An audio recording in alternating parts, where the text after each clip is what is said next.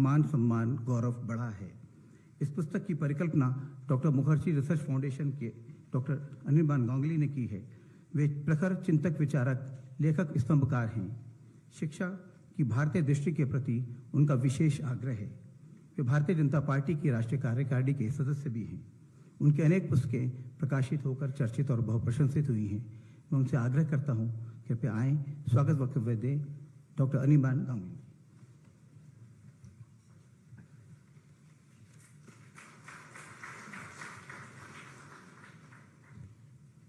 धन्यवाद प्रभात जी। Our most respected National President, Shri J.P. Nadda ji, I would like to seek your indulgence. I'll try and speak in Hindi today, but I would seek your indulgence if I falter. परम आदरणीय राष्ट्रीय अध्यक्ष जी, आप हमारे बीच मंच पर उपस्थित हैं, ये गौरव की बात है। पुस्तक के संपादक द्वय शिवानंद द्विवेदी जी एवं के उपाध्याय जी, पुस्तक के प्रकाशक प्रभात जी और सभागार में उपस्थित सभी प्रबुद्ध जन, सबसे पहले मैं doctor Shyama Prasad Mukherjee research foundation की तरफ से परम आदरणीय राष्ट्रीय अध्यक्ष जी का हृदय से स्वागत करता हूं। आपने हमारे अनुरोध पर इस पुस्तक विमोचन की अनुमति प्रदान की। यह हमारे लिए गौरव और सुखद अनुभूति का पल है। आज आपके प्रेरक उद्बोधन को सुनने का अवसर हमें मिलेगा। एसपीएमआरएफ और प्रभात प्रकाशन से प्रकाशित यह पुस्तक अमृतकाल की ओर इस कड़ी में तीसरी पुस्तक है। 2017 में जब माननीय प्रधानमंत्री श्री नरेंद्र मोदी जी के नेतृत्व में केंद्रीय सरकार के पहले कार्यकाल के 3 साल हुए थे, तब अनंत विजय जी, जो इस पुस्तक के कंट्रीब्यूटर के नाते यहां शायद मौजूद है, और शिवानंद जी ने पुस्तक परिवर्तन की ओर का संपादना किया था। फिर मोदी सरकार के 4.5 साल होने पर हर्षवर्धन त्रिपाठी जी के साथ इन्होंने पुस्तक नए भारत की ओर का संपादना किया। उसी कड़ी में आज यह तीसरी पुस्तक अमृतकाल की ओर एसपीएमआरएफ और प्रभात प्रकाशन से प्रकाशित हुई है और आज हम सब माननीय राष्ट्रीय अध्यक्ष जी के द्वारा इसके विमोचन के साक्षी बनने जा रहे हैं। एक रिसर्च फाउंडेशन होने के नाते पब्लिक पॉलिसी का अध्ययन, लेखन और प्रकाशन का काम एसपीएमआरएफ निरंतर करता है। हिंदी और अंग्रेजी भाषाओं में निरंतर हमारे पब्लिकेशंस आते हैं, besides a number of other activities. इस पुस्तक में भी देश के प्रमुख चिंतकों, लेखकों, पत्रकारों, बुद्धिजीवियों ने अपने दृष्टिकोण से मोदी सरकार के 9 साल के कार्यकाल को परखा है। हमारे अनुरोध को स्वीकार करते हुए माननीय गृह मंत्री जी ने इस पुस्तक में प्राक कथन लिखा है। मैं माननीय गृह मंत्री जी का भी इसके लिए हृदय से आभारी हूं। आशा है कि यह पुस्तक पाठकों के लिए रुचिकर और समझ के विस्तार देने वाली होगा। आज देश जब अमृत काल के दौर में मजबूत बुनियाद रखकर आगे बढ़ रहा है, तब मैं कहना चाहता हूं कि विचारधारा से विकास कैसा होता है, यह 9 साल में हमने देखा है। विचारधारा और विकास एक दूसरे के बाधक नहीं बल्कि परिपूरक है। We are a natural party of governance. We are governance, good governance comes naturally to us, and framework models of good governance and innovative governance have been repeatedly established, proved and implemented in the last decade, in the last 9 years. आज के अवसर पर ज्यादा कुछ न कहते हुए, क्योंकि हमें परम आदरणीय राष्ट्रीय अध्यक्ष जी को सुनना है, अपनी बात विराम देता हूं। एक बार पुनः माननीय अध्यक्ष जी का आभार प्रकट करते हुए यहां सभी उपस्थित सभी प्रबुद्ध जन को धन्यवाद ज्ञापित करता हूं। नमस्कार।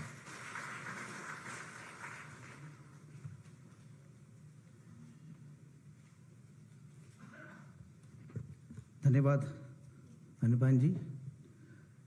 Think tank foundation, doctor Shyama Prasad research foundation से जुड़े हैं शिवानंद द्विवेदी जी। गृह मंत्री अमित शाह जी की बेस्ट सेलर पुस्तक अमित शाह और भाजपा की यात्रा के आप सह लेखक हैं।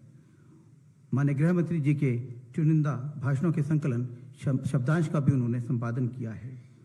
हिंदी के समाचार पत्रों व पत्रिकाओं में राजनीति, लोकतंत्र, सामाजिक आर्थिक विषयों पर वे नियमित लेखन करते हैं। विभिन्न बौद्धिक सेमिनारों में भी उनकी सहभागिता रहती है। मैं उनसे आग्रह करता हूं, कृपया आए संपादकीय टिप्पणी दें शिवानंद द्विवेदी जी।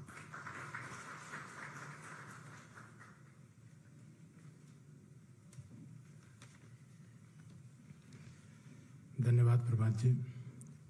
मंच पर उपस्थित भारतीय जनता पार्टी के यशस्वी राष्ट्रीय अध्यक्ष आदरणीय Shri Jagat Prakash Nadda ji, doctor Shyama Prasad Mukherjee research foundation के निदेशक डॉक्टर निर्वाण गांगुली जी, इस पुस्तक में मेरे साथी संपादक वरिष्ठ पत्रकार श्री के उपाध्याय जी, और ये पुस्तक इस रूप में आई है, इसका जो बड़ा श्रेय जाता है ऐसे इसके प्रकाशक श्री प्रभात जी। मैं बहुत संक्षिप्त में अपनी बात रखूंगा। संपादकीय टिप्पणी के नाते आपने मुझे बोलने का अवसर दिया है। मैं बताना चाहता हूं कि पुस्तक में कुल 21 अध्याय हैं, 21 चैप्टर्स हैं, लेकिन गिनती में ये 21 चैप्टर्स हैं। विषयों के संदर्भ में देखें तो इसमें 80 से ज्यादा विषय समाहित हैं किसी न किसी रूप में। साथ ही 21 लेखकों ने, जिनमें पत्रकार हैं, चिंतक हैं, बुद्धिजीवी हैं, विचारक हैं, उन सब ने अपने स्पष्ट दृष्टिकोण, स्वतंत्र दृष्टिकोण से इस पुस्तक में अपने अध्याय लिखे हैं। मैं मानता हूं एक संपादक के नाते जब इसका संपादन किया और एक संपादकीय अनुभव से गुजरना हुआ तो उसमें मुझे ये अनुभव आया कि इस पुस्तक की केंद्र धुरी इसके फैक्ट हैं। मैं इस विश्वास के साथ आज बोल सकता हूं कि इस पुस्तक के लेखों को पढ़कर सहमति असहमति का आधार अगर फैक्ट होगा तो कोई भी समीक्षक इसकी समीक्षा करते हुए इसे एक प्रामाणिक दस्तावेज के रूप में जरूर देखेगा। और मैं जिन लेखकों से भी हमने आग्रह किया, मैं उनका आभारी भी हूं कि उन्होंने समय पे हमें लेख दिया। हमने सबसे कहा, बिंदु दिए और कहा लेख लिखिए, क्या लिखिए हमने किसी से नहीं कहा, और उन्होंने तथ्यों के साथ अपनी बात रखी। हमारे, चूंकि ये न्याय नहीं होगा अगर मैं सबके नाम न पढ़ दूं, 21 लोग जो इनमें जिन्होंने अपना लेख की सहयोग किया है, इसमें पद्मश्री राम बहादुर राय जी, वरिष्ठ पत्रकार हर्षवर्धन त्रिपाठी जी, प्रोफेसर इला पटनायक जी, श्री किशोर देसाई जी, श्री संजय तिवारी जी, यतीन्द्र मिश्र जी, दिनेश कांडपाल जी, डॉक्टर निर्वाण गांगुली जी, श्री के उपाध्याय जी, श्री विनय कुमार सिंह जी, डॉक्टर देवेंद्र कुमार जी, डॉक्टर कायनात काजी जी, डॉक्टर गुरु प्रकाश पासवान जी, प्रोफेसर शालिनी जी, डॉक्टर अतुल अग्रवाल जी, श्री अरविंद जयतिलक जी, श्री अतुल तारे जी, अनंत विजय जी, श्री पथिकृत पायन जी, श्री अविनाश चंद्रा जी, इन सभी लोगों ने अपने बुद्धि, विवेक, ज्ञान, क्षमता, अनुभव के आधार पर इसमें लेखकी सहयोग किया है। बाकी मैं एक लाइन में कहूंगा इन सारे लेखकों के योगदान को। अनंत जी भी बैठे हैं, वो भी कहते हैं, सारा लोहा आपका, अपनी केवल धार। हमने इसमें सिर्फ संपादन किया है, इसका कंटेंट और जो कुछ भी है वो लेखकों का है। मैं अंत में माननीय राष्ट्रीय अध्यक्ष जी का आभार व्यक्त करते हुए मैं अपनी बात को समाप्त करता हूं। बहुत बहुत धन्यवाद।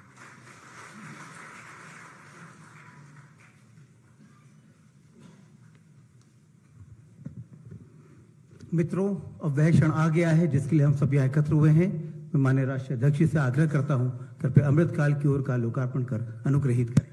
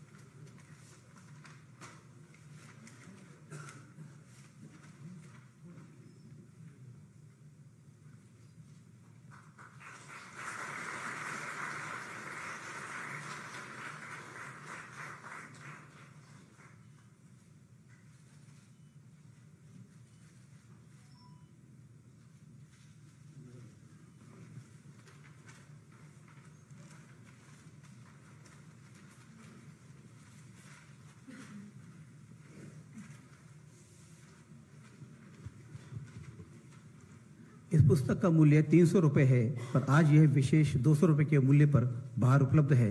आप में से जो लोग लेना चाहें वे ले सकते हैं। विश्व के सबसे बड़े राजनीतिक दल भारतीय जनता पार्टी के राष्ट्रीय अध्यक्ष माननीय श्री जगत प्रकाश नड्डा जी अपने सौम्य और मृदु व्यवहार के लिए जाने जाते हैं। छात्र जीवन से ही वे अखिल भारतीय विद्यार्थी परिषद में सक्रिय हुए, राष्ट्रीय मंत्री बने। तदुपरांत भारतीय जनता युवा मोर्चा के राष्ट्रीय अध्यक्ष निर्वाचित हुए। 1993 में पहली बार हिमाचल प्रदेश में विधानसभा का चुनाव लड़ा और विजय प्राप्त की। नेता प्रतिपक्ष बने। सन 1998 में वहाँ मंत्री बने। 2010 में भारतीय जनता पार्टी के राष्ट्रीय महामंत्री बनाए गए।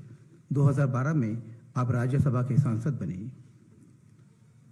2014 में वे भारत सरकार में स्वास्थ्य एवं परिवार कल्याण मंत्री का उन्हें दायित्व मिला, जिसे उन्होंने सफलतापूर्वक निर्वहन किया। 2019 में वे भारतीय जनता पार्टी के कार्यकारी अध्यक्ष बने और जनवरी 2020 से आप भाजपा के राष्ट्रीय अध्यक्ष का महती दायित्व निभा रहे हैं। कार्यकर्ताओं के साथ संवाद बनाकर संगठन के विस्तार और विकास हेतु वे निरंतर सघन प्रवास कर रहे हैं। हमारा सौभाग्य कि हमारे मध्य में है। मैं उनसे आग्रह करता हूं, कृपया हमें संबोधित करें, हमारा मार्गदर्शन करें। माननीय जगत प्रकाश नड्डा जी।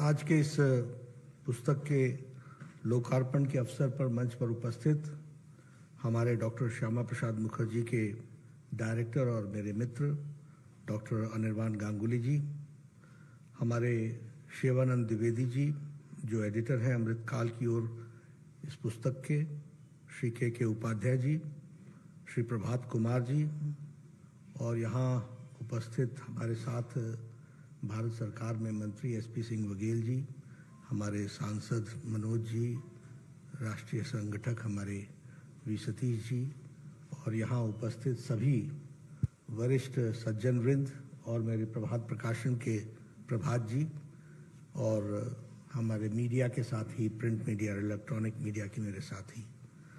ये मेरा सौभाग्य है कि आज अमृतकाल की ओर इस पुस्तक के विमोचन का मुझे सौभाग्य मिला है। कुछ दिन पहले अनिर्बान गांगुली जी आए थे, उन्होंने मुझसे कहा था कि इस तरीके से ये पुस्तक लिखी गई है और इसमें हमारे विचारक, लेखक, स्तंभकार और जो रिसर्च करते हैं ऐसे हमारे जाने माने लोग, उन्होंने जो पिछले 9 साल में जो भारत में आदरणीय प्रधानमंत्री मोदी जी के नेतृत्व में जो कार्य हुए हैं उसके बारे में 21 लेखों में इसको उन्होंने समाहित किया है। तो इसके आप लोकार्पण में आएंगे तो अच्छा रहेगा। मैंने सहर्ष स्वीकार इसलिए किया क्योंकि यह मैं मानता हूं कि यह बहुत ज़रूरी है कि जिस तरीके से प्रधानमंत्री जी ने पिछले 9 सालों में देश को एक नई दिशा दी है और देश को की दशा में भी जिस तरीके से सुधार हुआ है और जिस गहराई के साथ आप सब लोगों ने उस पर मेहनत करके उसके विभिन्न बिंदुओं को रखने की कोशिश की है, उसमें मैं भी अपना योगदान करूं और ज़रूर इसका हिस्सा बनूं। तो आप सब लोगों ने मुझे बुलाया, उसके लिए मैं धन्यवादी हूं। इस पुस्तक में जो लेखकों ने लिखा है वो बहुत ही सारगर्भित और संक्षिप्त रूप में उस बात को रखने का प्रयास किया है। एक तरीके से मैं कहूँ तो ये गागर में सागर है, क्योंकि 9 साल में जितने काम हुए हैं उन सब पर चर्चा करना तो जिसको कहते हैं ग्रंथ बन जाएगा, लेकिन आपने उसमें मुख्य बातों को निकाल करके सागर को गागर में भरने का प्रयास किया है। इसके लिए आप सब लोगों को मैं बधाई देता हूं जिन्होंने इस पर मेहनत की है। मुझे बताया गया कि राम बहादुर राय जी ने जब प्रजातंत्र को कैसे और प्रजातंत्र की भागीदारी के बारे में, मोदी जी के नेतृत्व के बारे में उन्होंने लिखा, तो उन्होंने 4 दिन तक कोई टेलीफोन भी नहीं लिया और सिर्फ इसी लेख को लिखने के लिए उन्होंने अपने आप को समर्पित किया। तो ये बताता है कि किस तरीके से इस किताब को पर कोशिश हुई है, और इसलिए हम सब लोगों का ये दायित्व भी बन जाता है कि हम इस पुस्तक का अध्ययन भी करें, पढ़ें भी, और जिस तरीके से हमारे भारत के गृह मंत्री अमित शाह जी ने इसका प्राकथन लिखा है वह भी पढ़ने लायक है, जिसमें उन्होंने बताया है कि किस तरीके से इस यात्रा में राज करना एक बात है, राज करने के लिए समर्पित भाव से, सेवा भाव से उसको आगे बढ़ाना और जिसे कहते हैं रूल करने के बेसिक प्रिंसिपल्स पर क्लैरिटी रहना और किसी उद्देश्य और फिलॉसफी के साथ देश को आगे ले जाना, इन बारीकियों को समझना बहुत जरूरी है, जिसको इस पुस्तक में समझाने का प्रयास हुआ है उसको हमको समझना चाहिए। ये प्रधानमंत्री से प्रधान सेवक, ये शब्द सिर्फ शब्द नहीं है, ये संस्कारों को परिवर्तित करने वाला रास्ता है। ये हमारे यहां की परंपराओं में नेतृत्व करने वाले की क्या समर्पण है। हम सब लोग राजपथ सुनने के आदी हो गए थे, लेकिन ये राजपथ को कर्तव्य पथ में बदल देना, यह अपने आप में बताता है कि किस तरीके से हमारी सोच की संस्कृति कितनी गहरी है और हम लोगों के लिए किस भाव से समर्पित है, इस बात को इसमें से उजागर होता है। ये जिसे किसी ने वॉकिंग स्टिक बना दिया, चोल डायनेस्टी की संस्कृति से जुड़ा हुआ सिंघोल, उसको देश की आकांक्षाओं से जुड़े हुए 140 करोड़ देश के नई संसद भवन में स्थापित करना, यह भी अपने आप में बताता है कि यह सिर्फ राज नहीं है, यह सिर्फ प्रधानमंत्रित्व का विषय नहीं है, यह देश को नई दिशा के साथ पुरानी संस्कृति से जोड़कर चलने वाला मार्ग है। इसको हमको समझना चाहिए। और वो सिंघोल किस बात का प्रतीक है? राष्ट्रीय एकता का प्रतीक है। वो सिंघोल किस बात का प्रतीक है? वो सेवा का प्रतीक है। वो सिंघोल किस बात का प्रतीक है? कि we are committed to the constitution of India, और उसको समर्पित के भाव से काम करने का यह उसमें से समर्पण बोध आता है। तो ये सारी बातें जब हम देखते हैं तो मुझे लगता है कि आप सब लोग इस किताब को जरूर पढ़ें, क्योंकि इसमें जो लेख लिखे गए हैं वो सिर्फ आंकड़े नहीं हैं, उसके अंदर एक जान है, एक भारतीयता की और एक भारतीय परंपराओं से निकले हुए संस्कारों से, और संस्कार के साथ साथ उन डीप फिलॉसफीज के साथ आगे किस तरीके से देश को, समाज को ले जाना है, उसका रास्ता उसमें से हमको देखने को मिलता है। इसलिए मैं आप सबसे इस बात के लिए बहुत ही विनम्र निवेदन करूंगा कि इस पुस्तक को जरूर पढ़िएगा। ये हम सब लोगों को एक तरीके से इंसाइट भी देता है और इनलाइटन भी करता है कि राज करना, पॉलिटिक्स करना, ये पॉलिटिक्स ही नहीं है, ये राज करना ही नहीं है, ये लोगों के 140 करोड़ देशवासियों की तकदीर और तस्वीर बदलने का रास्ता है। इस बात को हमको समझना चाहिए। और मैं यहाँ ये भी कहना चाहता हूं, क्योंकि मैं राजनीति को बहुत लंबे समय से देखता आया हूं। एक एरा है 2014 से पहले का, 2004 से 2014 का, और एक है 2014 से आज 2023 तक को देखने का। जमीन आसमान का अंतर। भारत की मानसिकता में यह बैठ चुका था कि देश ऐसे ही चलेगा, कुछ बदलने वाला नहीं है, भ्रष्टाचार सब जगह होगा, हम ऐसे ही चलेंगे, हम कोई सुधरने वाले नहीं हैं। यह मानसिकता के साथ देश की मानसिकता बन गई थी। हमारी गिनती करप्ट स्टेट्स में गिनी जाती थी, देश को करप्ट नेशंस में गिना जाता था। आए दिन कोई न कोई फ्रॉड और एक स्कैंडल, एक स्कैम दूसरे स्कैम से आंकड़ों में एक लंबी छलांग लगा करके खड़ा दिखता था। अगर ये कोई 200 करोड़ का हुआ है तो 500 करोड़, ये 1000 का हुआ है तो 5000, ऐसे इस तरीके से आए दिन स्कैम्स हम सबको देखने को मिल रहे थे। और नेतृत्व में पता नहीं चलता था नेता कहां है, प्रधानमंत्री कार्यालय नेतृत्व कर रहा है या 10 जनपद कर रहा है, पता नहीं चलता था। नेता की जानकारी नहीं, नेतृत्व, निर्णय, नीति, नियत सब प्रश्नवाचक चिन्ह के साथ खड़े थे। आपने हिम्मत करके 2014 में आदरणीय मोदी जी को आशीर्वाद दिया, भारतीय जनता पार्टी को आशीर्वाद दिया, भारत एनडीए की सरकार बनी, और 2014 में नेतृत्व भी मिला, नीति भी मिली, नीयत भी साफ थी और काम करने के साथ साथ आगे बढ़ने का लक्ष्य था, जिसको हम लोगों ने पूरा किया। ये हमको ध्यान रखना चाहिए। इसलिए पॉलिसी पैरालिसिस से decision making government, bold decisions लेने वाली गवर्नमेंट, ये हम सबको देखने को मिला है। और देश का वातावरण भी बदला, और देश के वातावरण बदलने के साथ साथ मैं यह भी कहूंगा कि राजनीतिक संस्कृति बदल गई, पॉलिटिकल कल्चर बदल गया।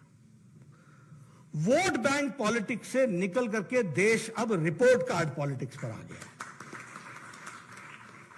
डायनेस्टी से निकल करके डेमोक्रेसी के साथ खड़ा होना सीख गया है, और उसी तरीके से डायनेस्टिक से निकल करके मेरिटोक्रेसी के साथ खड़ा होना यह देश सीख चुका है।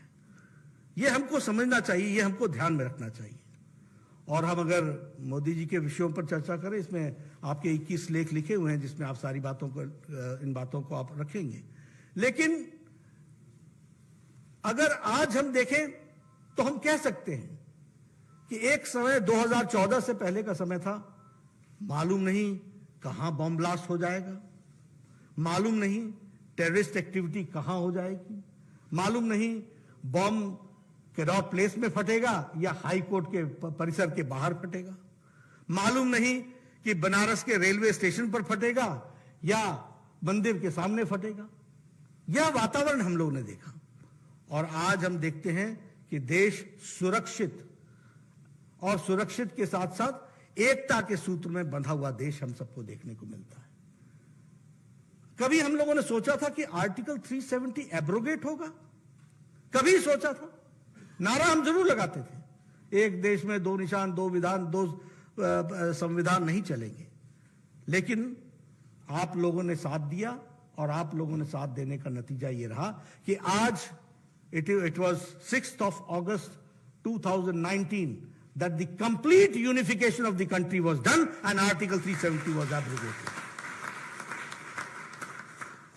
उसी तरीके से विकास और विरासत दोनों का ख्याल किया गया। विकास में अगर हमने बहुत ऊंची ऊंचाइयां ली और हमने नए नए कीर्तिमान स्थापित किए, तो विरासत का भी ध्यान रखा। अगर हम कहें तो केदारनाथ से काशी विश्वनाथ का जीर्णोद्धार, हमारे शंकराचार्य जी की समाधि का फिर से बनना, फिर उसी तरीके से हमारे पूज्य स्थानों का फिर से रीडू करना और उसको आगे बढ़ाना। हम सब लोगों से पूछा जाता था, हम कहते थे हम मंदिर वहीं बनाएंगे, तो हमसे लोग पूछते थे तिथि कब बताएंगे। आज हम ये कह सकते हैं कि भव्य राम मंदिर वहां पर बन रहा है, और वह भारत की संस्कृति का एक तरीके से सूचक है। वह भी हम सब लोगों को ध्यान में आता है। एक बात जो हमको समझनी चाहिए वो ये कि एक पॉलिटिक्स थी डिवीजन की, north south division, language division, आपस में भेदभाव क्रिएट करो। प्रधानमंत्री मोदी जी ने उसको भी यूनिफाई किया। अगर संत तिरुवल्लुवर की बात उन्होंने यूनाइटेड नेशन, संयुक्त राष्ट्र में की, तो बसवन्ना की चर्चा, संत बसवन्ना की चर्चा उन्होंने यूके में राज करने की नीति पर की। यह भी हमको ध्यान में रखना चाहिए। अगर तमिल काशी संगम इसको आगे बढ़ाया, तो तमिल सौराष्ट्र संगम को भी आगे बढ़ाया। यह सब बताता है कि कल्चरल यूनिफिकेशन के लिए किस तरीके से काम हुआ है। वह भी हमको, यह सिंघोल अपने आप में इस बात का सूचक है कि भारत एक यूनाइटेड रूप में देखने का तरीका किस तरीके का होता है, उसकी गहराई को भी ये बताता है, दर्शाता है। इसको भी हमको ध्यान में रखना चाहिए। एक सबसे बड़ी बात मैं जरूर कहूंगा, क्योंकि सार्वजनिक जीवन से लंबे समय तक जुड़ा रहा हूं और मुझे लंबे समय तक एक विधायक के रूप में काम करने का मौका मिला। गांव, गरीब, वंचित, पीड़ित, शोषित, दलित, महिला, युवा, किसान, इसकी चिंता अगर हुई है तो सही मायने में नरेंद्र मोदी जी के नेतृत्व वाली सरकार ने चिंता।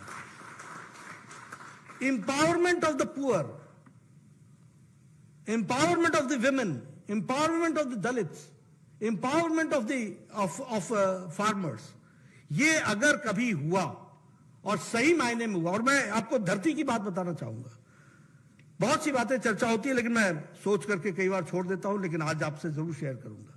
आज प्रधानमंत्री आवास योजना में लगभग 4 करोड़ से ज्यादा मकान बन गए हैं और किचन, टॉयलेट, गैस का कनेक्शन, कोर्टयार्ड और उसके साथ साथ 2 कमरे और इस तरीके की व्यवस्था के साथ आज 4 करोड़ घर बन गए। मैं एमएलए था, मेरे सामने मेरा ब्लॉक डेवलपमेंट ऑफिसर आता था बीडीओ और कहता था, नड्डा जी इस बार आपको एक पंचायत में एक इंदिरा आवास योजना में घर मिला है, बताइए इसको किसको दें। मैं कहता था, भैया ये तू ही बांट ले, मैं क्या बांटूंगा, इस इंदिरा आवास योजना को लेके मैं क्या करूंगा। देखिए पॉलिसी डिसीजन का फर्क जमीन पर क्या पड़ता है उसको समझिए, मैं आपको वो समझाने की कोशिश कर रहा हूं। आज 4 करोड़ घर, एक एक पंचायत में 200 100 घर बन रहे हैं और डायरेक्ट डिस्बर्समेंट हो रही है, डीबीटी के माध्यम से हो रही है, नो बिचौलिया, नो मिडलमैन। ये बदला हुआ भारत नहीं है तो और क्या है, ये हमने धरती पर देखा है, ये हम आपको बताना चाहते हैं। अगर मैं स्वच्छ भारत की बात करूं, ठीक है, हम लोग कई बार इतने इम्यून हो जाते हैं कि इन बातों को ध्यान में नहीं रखते हैं। आप सब लोगों ने आज से अगर 10 साल पहले कभी भी हाईवे पर सफर किया होगा तो आप देखते होंगे कि झुंड की झुंड महिलाएं अपने दैनिक नित्य कर्म को करने के लिए सड़क के किनारे पर एक साथ जाती हुई आपको दिखती थी। क्या मानवता थी, क्या ह्यूमन डिग्निटी थी, क्या महिलाओं के साथ व्यवहार हो रहा होगा, आप समझ सकते हैं।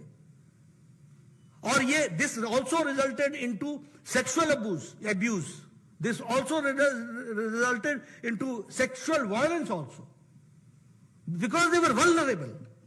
और क्या डिग्निटी थी, सूर्यास्त और सूर्योदय का इंतजार करती थी अपने दैनिक नित्य कर्म से फ्री होने के लिए। और संख्या कितनी निकली, 12 करोड़, 101 करोड़ 40 लाख और 12 करोड़ फैमिलीज का मतलब बच्चे होते हैं, किस तरीके का जीवन जी रहे थे। आज स्वच्छता अभियान के तहत, और जब प्रधानमंत्री जी ने इसकी चर्चा लाल किले से की तो हमारे कांग्रेसी भाइयों ने खिल्ली उड़ाने की कोशिश की, मजाक, प्रधानमंत्री स्वच्छता की बात लाल किले के रैम्पार्ट्स ऑफ लाल किला बोलते हैं, उनके ये समझ में नहीं आया।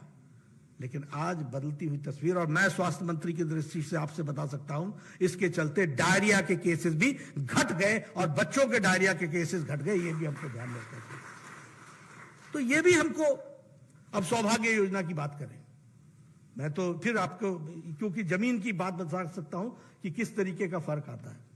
हमारे यहां जब मान लीजिए कि 2 भाइयों का डिवीजन हुआ और एक नया घर बन गया, तो उस घर को जब इलेक्ट्रिसिटी लगती थी और वो नए जगह पर जाकर के बसता था, तो वो मेरे पास आता था और कहता था, भाई साहब मेरे को बिजली दिला दीजिए। मैं जूनियर इंजीनियर को बोलता था कि इसको बिजली दो। जानते हैं पहले बिजली वाला क्या बोलता था, ऐसा है पहला काम तो करो कि गांव वालों को लाओ और ला करके सब इकट्ठे होकर के खंबा ले जाओ। खंबा मतलब पोल, यानी वो सरकार की जिम्मेवारी नहीं है, वो तुम करो। और कितना मीटर तार लगेगी, तो 200 मीटर लगेगी, तो 100 मीटर का तुम इंतजाम करो, 100 मैं करता हूं। यानी ऑब्लिगेशन है, जैसे ऑब्लाइज कर रहे हैं। अगर 100 मीटर दे दिया तो ऐसा लगा जैसे हमने कोई बहुत बड़ा ऑब्लिगेशन कर दिया। आज सौभाग्य योजना में 2 करोड़ 60 लाख घरों को बिजली पहुंचाई गई है। और मैं आपको इसका वास्तविक विषय बताता हूं। जब मैं लाभार्थी से मिलने के लिए लखनऊ के पास के गांव में गया, आउटस्कर्ट्स ऑफ लखनऊ, तो मुझे वहां के सज्जन ने कहा, बिजली आई थी उसके यहां, तो मैं गया था उसके यहां, तो बोलने लगा, बाबूजी मजा आ गया। मैंने कहा मजा क्या आया? बोला, दोपहर को फॉर्म भरा है और शाम को बिजली आ गई है, ये फर्क आया है, ये हमको समझ में। हर घर नल, हर घर जल, 8.8 करोड़ लोगों को घर और जल दिया गया है, उनके घर में टैप वाटर पहुंचाया गया है। मैंने वो तस्वीर देखी है जब हमारी महिलाएं एक साथ इकट्ठा होकर के सुबह 20 के झुंड में, 30 के झुंड में, 1-1, 2-2 घैले लेकर के 1.5 किलोमीटर नीचे उतरती थी पहाड़ से, और पानी लाने में 4 घंटे 3 घंटे लगते थे, सिर्फ पानी लाने में। ये भी हमने तस्वीर देखी है। और आज मैं वो तस्वीर देख रहा हूं कि 8 करोड़ 80 लाख लोगों के घर में नलके लग चुके हैं। ये फर्क हम देख रहे हैं। ये है जमीन का फर्क। मुझसे कई बार मजाक में लोग आके बोलते मुझे क्या मिला, तो मैं कई बार उनको बताता हूं, पूछता भी हूं कि बता आज से 10 साल पहले 5 साल पहले बावड़ी में नहाने जाते थे कि नहीं? बोले हाँ जाते थे। बाल्टी लेके जाते थे कि नहीं? कितनी दूर थे बावड़ी? तो जी वो तो 20-25 मिनट तो लग ही जाता है। तो 20-25 मिनट जाना, 20-25 मिनट आना, और साथ में पानी भी लाना, और फिर धूप में वापस आना, और फिर पसीने में नहा लेना। यही नहाते थे ना तुम? बोले हाँ ऐसे ही नहाते थे। आज मैंने कहा तुम्हारे घर में कितने बाथरूम है? बोला हर कमरे के साथ लगभग एक बाथरूम तो है ही। तो ये हर घर जल, और जल के साथ पानी की व्यवस्था करना, इससे कितना बड़ा व्यक्ति को फर्क पड़ा है, यह भी हम लोगों को समझना चाहिए, यह भी हम लोगों को ध्यान में रखना चाहिए। आयुष्मान भारत के बारे में अगर मैं बात करूं, हम जब हेल्थ मिनिस्टर थे तो चर्चा होती थी health coverage, universal health coverage. एक बहुत बड़ा नारा दुनिया के, मतलब वर्ल्ड हेल्थ असेंबली में जाओ तो कोई भी मिलेगा तो बोलेगा what are you doing about health coverage, universal health coverage. जैसे ये एक विषय है जिस विषय में हमको काम करने की जरूरत है, और हम समझते भी थे। लेकिन हमें खुशी है और हम अपना सौभाग्य मानते हैं कि प्रधानमंत्री मोदी जी के पास जब मैं यूनिवर्सल हेल्थ कवरेज के लिए 1 लाख रुपए को लेकर के गया था, तो उन्होंने मुझसे कहा नड्डा थिंक बिग, और उन्होंने आयुष्मान भारत 50 करोड़ लोगों के लिए 5 लाख रुपए सालाना हेल्थ कवरेज की बात की। हमारे एमपी साहब बैठे हैं, हमारे मनोज जी बैठे हैं। आज से आयुष्मान भारत के पहले हर एमपी चिट्ठी लिख रहा होता था प्रधानमंत्री जी को, इसका बाईपास होना है, इसका वाल्व बदलना है, इसकी किडनी का ऑपरेशन होना है, इसमें इतना पैसा खर्च होगा, कृपया अनुशंसा करने की कोशिश करें, कि कृपया अनुदान देने की कोशिश करें। हर एमपी चिट्ठी लिखता था। आज 50 करोड़ लोग, 10 करोड़ 74 लाख परिवार, 10 crore 74 lakh families, 50 crore people are getting 5 lakh health coverage every year for गंभीर बीमारियों के लिए ये इलाज किया जा रहा है। और किसको दिया गया है? ये कोई कास्ट पर नहीं किया गया है, ये बाय प्रोफेशन किया गया है, कास्ट सेंसस पर किया गया है। रेडी वाला, फेड़ी वाला, रिक्शा वाला, ठेले वाला, लिफ्ट मैन, रैग पिकर, बस का ड्राइवर, बस का क्लीनर, ये गरीब लोग जिनका कोई देखने वाला नहीं है, ऐसे 10 करोड़ 74 लाख परिवारों को आयुष्मान भारत से जोड़ा है। और आज हेल्थ कवरेज की दृष्टि से हम आगे बढ़े हैं, यह भी हमको समझना चाहिए, जानना चाहिए। कोरोना की बात करें तो मैं बड़े फख्र के साथ ये कह सकता हूं कि इंडिया ने कोरोना मैनेजमेंट, मोदी जी ने दुनिया को एक प्रोग्राम के तहत बताया कि किस तरीके से पेंडेमिक मैनेज किया जाता है। इसका उदाहरण है तो वो कोरोना मैनेजमेंट। दुनिया का हर देश विफल हुआ है इसमें, दुनिया का हर देश विफल हुआ है। अमेरिका जैसा देश ये तय नहीं कर पाया कि इकोनॉमी महत्वपूर्ण है या जान महत्वपूर्ण है। देश नहीं तय पाया लॉकडाउन लगाएं कि नहीं लगाएं। यूरोप नहीं तय कर पाया। लेकिन प्रधानमंत्री मोदी जी ने समय पर बोल्ड डिसीजन लिया, लॉकडाउन लगाया, देश को तैयार किया, और उस समय कहा जान चाहिए, जान है तो जहान है, पहले जान, और जब जान को बचा लिया तो कहा जान भी है और जहान भी है, दोनों को संभाल करके चले। अगर मैं बात करूं कोरोना मैनेजमेंट की दृष्टि से, तो मैं कई बार इस बात को कहता हूं, स्वास्थ्य मंत्री रहा हूं, इस देश में टेटनेस को नेशनल प्रोग्राम बनने में 25 इयर्स लगे। इस देश में स्मॉल पॉक्स, चिकन पॉक्स को नेशनल प्रोग्राम बनने में 20 to 25 इयर्स लगे। ट्यूबरक्लोसिस के प्रोग्राम को नेशनल प्रोग्राम बनने में 30 इयर्स लगे। जापानीज इंसेफ्लाइटिस को नेशनल प्रोग्राम बनने में 100 साल लग गए, 100 इयर्स। 1906 में दवाई आई थी, 2006 में नेशनल प्रोग्राम बना, 2006। लेकिन कोरोना 2019 की जनवरी में, 2020 की जनवरी में पहला केस डिटेक्ट हुआ था। 2020 के अप्रैल में टास्क फोर्स बैठाया, और 9 महीने के अंदर, 9 मंथ्स के अंदर, एक नहीं 2 इंडिजिनस वैक्सीन बना करके दी। यह भी हमको ध्यान में रखना चाहिए। और जब मैं कोरोना की बात करता हूं तो मैं हमेशा कहता हूं, सभी जगह देश ने, सरकार ने कोरोना लड़ा। हमारे यहां देश ने, मोदी जी ने देश के साथ मिलकर के कोरोना की लड़ाई लड़ी। ये ताली बजाओ, ये थाली बजाओ, ये दिया जलाओ, जो लोग उसका मजाक उड़ाते थे उनको ये पता नहीं चल रहा था कि देश को किस तरीके से मोदी जी ने साथ में खड़ा करके इसकी लड़ाई को आगे बढ़ाने का काम किया है। इस बात को हमको समझना होगा। जब उन्होंने एक टेस्ट के केस में एक दिन का कुछ समय के लिए कर्फ्यू लगाया, लॉकडाउन लगाया, वो देख रहे थे कि देश तैयार हुआ है कि नहीं हुआ है। और वैक्सीनेशन में ऑस्ट्रेलिया में, अमेरिका में, फ्रांस में, जर्मनी में वैक्सीनेशन के खिलाफ प्रदर्शन हुए हैं। यानी देश नहीं तैयार था वैक्सीनेशन के लिए, और ये देश, हमारा देश है, 100% से ज्यादा वैक्सीनेशन लगाकर 220 करोड़ का dose, double dose with booster लेकर के तैयार खड़ा है। ये फर्क है। आज भी 76% से ज्यादा वैक्सीनेशन अमेरिका में नहीं हुआ है। ये फर्क हमको समझना चाहिए और ये हम लोग को के ध्यान में रहना चाहिए। अगर मैं आर्थिक दृष्टि से बात करूं तो इकोनॉमी की दृष्टि से आज India has overtaken Britain. It is now the 5th largest economy. और ऋषि सुनक बोलता है time is not far when India will become the 3rd largest economy. ये वहां का प्राइम मिनिस्टर बोल रहा है। ये स्थिति आकर के खड़ी हुई है।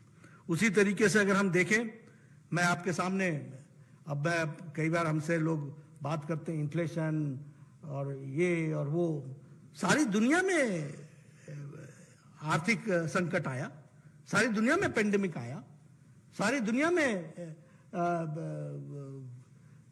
यूक्रेन वॉर का असर रहा, सारी दुनिया में सप्लाई चेन का विषय रहा। लेकिन आपके सामने मैं कुछ आंकड़े रखना चाहता हूं। हमारा ग्रोथ रेट जो आईएमएफ के वर्ल्ड इकोनॉमिक आउटलुक के द्वारा है, उसमें ग्रोथ फोरकास्ट जो है वो यूएसए का 1.4% है, जर्मनी का 0.1% है, यूके का -0.6% है, चाइना का 5.2% है, ब्राजील का 1.2% है और इंडिया 6.1% पर खड़ा है। और अभी जो मॉर्गन स्टैनली का आया है वो ग्रोथ रेट 7.2% बताता है। ये भी हमको ध्यान में रखना है। अब मैं कांग्रेस के हमारे अनपढ़ भाइयों को क्या बताऊं? कुछ पढ़ लिख लिया करो, जरा अगल बगल झांक के देख लिया करो। जिस धरती पर आप गए हो आज, उस धरती का ग्रोथ रेट 1.4% है। जहां से आप भाषण दे रहे हो और भारत के बारे में तमाम बातें कहते हो, वहां का ग्रोथ रेट 1.4% पर खड़ा है और भारत आज 6.1 पर तो डिक्लेयर्ड है, प्रोजेक्टेड 7.2 पर खड़ा है। यह भी हमको ध्यान रखना चाहिए। अगर हम इन्फ्लेशन की बात करें, महंगाई की चर्चा करते रहते हैं। यूरोप का इन्फ्लेशन 8.6% पर खड़ा है, Germany 8.7, Italy 10, United kingdom 10.1, Russia 11.8, Turkey 5.7 और इंडिया 4.7% पर खड़ा है। यह भी हमको ध्यान रखना चाहिए। ऑल टाइम लो। ये सारी बातों को हमको जरूर ध्यान में रखना चाहिए और जब भी हम इन बातों की चर्चा करें तो हमको जरूर लोगों से भी चर्चा करना चाहिए। दुनिया कह रही है कि India is now the bright spot, world is saying this, लेकिन हम अपने विरोधियों को उनकी दृष्टि तो ठीक कर सकते हैं, विजन कहां से दें? विजन नहीं दे सकते। आईसाइट तो ठीक कर दें, लेकिन विजन देना तो मुश्किल है। विजन तो उनको आएगा तभी होगा। हम इलेक्ट्रॉनिक मैन्युफैक्चरिंग में 500% हम ग्रोथ हमारा हुआ है। इलेक्ट्रॉनिक एक्सपोर्ट हमने 70,000 करोड़ किया है। Mobile 92% of the mobile we got was imported. Now 97% of mobiles are being manufactured in India. Bharat में उसका प्रोडक्शन चल रहा है। उसी तरीके से स्टील मैन्युफैक्चरिंग में हम 4th से 2nd स्थान पर आ गए। टॉय एक्सपोर्ट में हमारे 3 टाइम इंक्रीज हुआ है। India has become the 3rd largest market in automobile. अब गाड़ी तो वही खरीदता है जिसके पास पैसा है। This itself speaks about economy. और 3rd लार्जेस्ट मार्केट हमारी बन गई है। यह भी हमको ध्यान में रखना चाहिए। मैं यहां एक बात जरूर कहूंगा कि जब जब भारत नए कीर्तिमान स्थापित करता है, जब जब भारत के नेतृत्व की थाथी बनती है, एक उसका लोहा लोग मानते हैं, तब तब हमारे कांग्रेस के युवराज राहुल गांधी बढ़ते गौरव से पता नहीं उनको क्या समस्या हो जाती है। यह गौरव उनको पछता नहीं है, यह गौरव उनको अच्छा नहीं लगता है। दुनिया की वैक्सीन की तारीफ कर रहे हो और दुनिया भारत की वैक्सीन लेने के लिए तैयार बैठी है। 100 देशों ने भारत की वैक्सीन ली और तुम भारत की वैक्सीन पर प्रश्न खड़े करते हो और दुनिया की वैक्सीन की प्रशंसा करते हो। अगर मैं बात करूं तो आप सर्जिकल स्ट्राइक पर प्रश्न खड़ा करते हैं, आप हिंदू मुस्लिम को डिवाइड करने की बात करते हैं और एक तरीके से विभाजन के समाज में डिवीजन हो इस बात को आप प्रयास करते हैं और ऊपर से आप कहते हैं कि हम मोहब्बत की दुकान चला रहे हैं। अरे आप नफरत का मेगा शॉपिंग मॉल खोल करके बैठे हैं। आपने नफरत की मेगा शॉपिंग मॉल खोल रखी है और मैं कहने के लिए कह रहा हूं, याद करिए, लोग भूल जाते हैं। अफजल हम शर्मिंदा हैं, तेरे कातिल जिंदा हैं। इन बोलने वालों के साथ जेएनयू में कौन खड़ा हुआ था, कौन गया था दूसरे दिन? भारत होंगे तेरे टुकड़े टुकड़े इंशाअल्लाह इंशाअल्लाह। इन टुकड़े टुकड़े गैंग के साथ दूसरे दिन कौन खड़ा था? ये नफरत की दुकान का मेगा मॉल खोल करके जो बैठे हैं, मेगा शॉपिंग मॉल, दुनिया जानती है इनको और दुनिया इन सबको समझती है और यह हमेशा भारत के आत्मविश्वास को कमजोर करने का प्रयास करते हैं। ये भूल जाते हैं, मोदी जी का विरोध करते करते भारत का विरोध करने लग जाते हैं। वैक्सीन भारत की थी, सर्जिकल स्ट्राइक भारत के हित में किया गया था। तुम आर्मी से पूछ रहे थे, प्रूफ लाओ, प्रमाण लाओ, आत्मविश्वास तोड़ रहे थे। यह तुम्हारा रोल है, यह तुम्हारी राष्ट्रीयता है, दिस इज योर नेशनलिज्म। आप दुनिया के साथ समंदर पार कहीं जाओ, भारत का एक एक नागरिक जानता है कि प्रधान सेवक ने इस देश को किस तरीके से आगे बढ़ाया है, इस बात को जानते हो। उसी तरीके से मैं अगर विकास की बात कहूं, इंफ्रास्ट्रक्चर की बात करूं, आप देखिए कहीं फ्लाईओवर, कहीं मेट्रो, कहीं इंफ्रास्ट्रक्चर की दृष्टि से रेलवेज का आज 22 वंदे भारत ट्रेन ऑपरेशनल हो गई हैं, वो भी हम सबको देखने को मिलता है। तो इस तरीके से अगर हम देखें तो अब डिफेंस की अगर हम बात करें, मैं डिफेंस के बारे में जरूर आपको बताना चाहूंगा कि आज डिफेंस का एक्सपोर्ट 8 टाइम इंक्रीज हुआ है। डिफेंस का प्रोडक्शन जो है वो 1 लाख करोड़ क्रॉस कर चुका है और उसी तरीके से डिफेंस की सिक्योरिटी के दृष्टि से सर्जिकल स्ट्राइक तो हुआ ही, एयर स्ट्राइक तो हुआ ही, लेकिन भारत में इंपोर्ट भी डिफेंस इक्विपमेंट का 70% कम हुआ है। इस बात को भी हमको ध्यान में रखना चाहिए। हमने अपनी आत्मनिर्भरता की ओर हम बढ़े हैं, यह भी ध्यान में रखना चाहिए। मैं यहां यह भी कहना चाहूंगा कि एक समय में एक डिफेंस मिनिस्टर ने कहा था कि बॉर्डर्स ना बनाना, बॉर्डर्स में रोड ना बनाना, यह भारत की स्ट्रेटेजी है। आप देखो, सोच देखो कि बॉर्डर्स पर रोड ना बनाना यह भारत की स्ट्रेटेजी है। ये this is also part of defence. ये एक हमारे मंत्री ने कहा था जो डिफेंस के मिनिस्टर थे। आपसे मैं बताना चाहूंगा कि 2088 किलोमीटर्स इंडो चाइना बॉर्डर पर सड़कें डबल लेन बन चुकी हैं। ये हमको ध्यान में, ऑल वेदर वे। 1336 किलोमीटर्स इंडो पाक बॉर्डर पर सड़कें बन चुकी हैं। 19 किलोमीटर बांग्लादेश बॉर्डर पर बनी है और 3,595 टोटल बॉर्डर रोड्स पर ऑल वेदर रोड सड़कें बन चुकी हैं। विद इन 24 आवर्स हमारी इंडियन आर्मी किसी भी बॉर्डर पर पहुंच सकती है। यह परिस्थिति आज आकर के खड़ी हुई है और इसमें 20,700 करोड़ रुपीस खर्च हुए हैं। यह भी हमको ध्यान में रखना चाहिए। अगर मैं एक्सटर्नल के दृष्टि से बात करूं, आपने देखा अभी हमारे प्रधानमंत्री जी जापान गए थे, G7 की मीटिंग अटेंड की और वहां पर चर्चाएं हुई। आपने देखा किस तरीके से जो बाइडेन ने जो वक्तव्य दिया, क्या वक्तव्य दिया? I want your autograph. फिर आगे क्या कहा कि I have a complain, next year in June 22 you are coming to America, we are offering you a state dinner, people are complaining me that they want to join and be the part of the dinner and meet Prime Minister Modi। ये Joe Biden बोलते हैं, Bharat America का राष्ट्रपति बोलता है। हमारे Papua New Guinea के आपने देखा प्राइम मिनिस्टर साहब ने जिस आदर के साथ उनका स्वागत किया, वो भी आप लोगों ने देखा। आपने देखा ब्रिटिश का प्राइम मिनिस्टर किस तरीके, ऑस्ट्रेलिया का प्राइम मिनिस्टर किस तरीके से कहता, you are the boss, Modi is the boss. ये वाक्य, ये सेंटेंसेस, ये अपने आप में भारत के कहानी बताते हैं। और ये ऐसे ही नहीं हुआ है। प्रधानमंत्री जी ने 100 बार विदेश यात्राओं में 60 कंट्रीज के साथ अपने आप को इंगेज किया है और दुनिया में अपना स्थान बनाया है। इस बात को भी हमको ध्यान में रखना चाहिए। हम अगर क्वाड के सदस्य बने, हम अगर G7 में रेगुलरली बुलाए जाने लगे हैं, G20 को हम लीड कर रहे हैं, I2 U2 में के हम पार्ट एंड पार्सल बन गए हैं, ब्रिक्स में हमारी महत्वपूर्ण भूमिका है।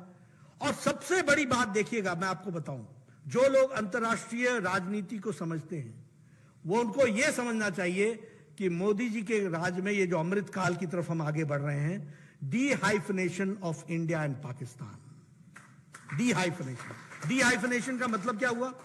दुनिया के जितने भी नेता आज से पहले चर्चा करते थे, वो हमेशा एक वाक्य में कहते थे, India and Pakistan, India and Pakistan. आज दुनिया का कोई भी नेता इंडिया के साथ पाकिस्तान शब्द नहीं लगाता है। Now India is India and Pakistan is where it is.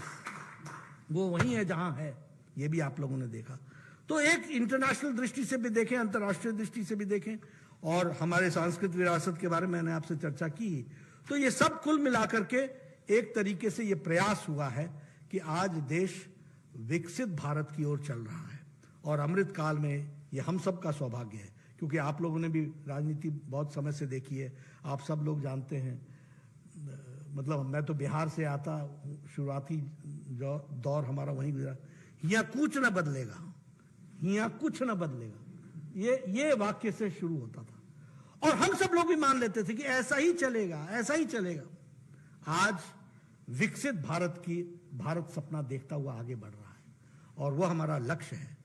पुरानी गुलामी के सारे चिन्ह मिटा देने हैं और अपने इतिहास के गौरव को याद रखना है और एक साथ मिलकर के चलना है और अपनी जिम्मेवारी को निभाना है। ये 5 बातों को मोदी जी ने कहा है, जिसको हमको आगे बढ़ाना है। मुझे पूरा विश्वास है कि आप सब लोग बुद्धिजीवी हैं, आप सब लोग, और हम देख रहे हैं कि वरिष्ठतम पत्रकार आज यहाँ पर उपस्थित हैं। आप सब लोगों ने इन बातों को अच्छी तरीके से महसूस भी किया है। आप सब लोग हमारे साथ इस यात्रा में 2014 के पहले भी थे और 2014 के बाद भी थे। आपको मैंने कुछ बातों की तरफ से ध्यान दिलाया है। जानकारी में तो आपके पहले भी था और आगे भी रहेगा, लेकिन हमारा यह जरूर कहना है कि it is a historical moment for us that we are part and parcel of this time when we are in the system। मतलब हम ये देख रहे हैं, ये इतिहास में नहीं देख रहे हैं, हमें इसमें अपना योगदान करने का मौका मिल रहा है। आइए हम सब लोग मिल करके इस अमृत काल को विकसित भारत की ओर ले जाने में अपना योगदान करें। आप सब ने मेरी बात सुनी, आपका बहुत बहुत धन्यवाद।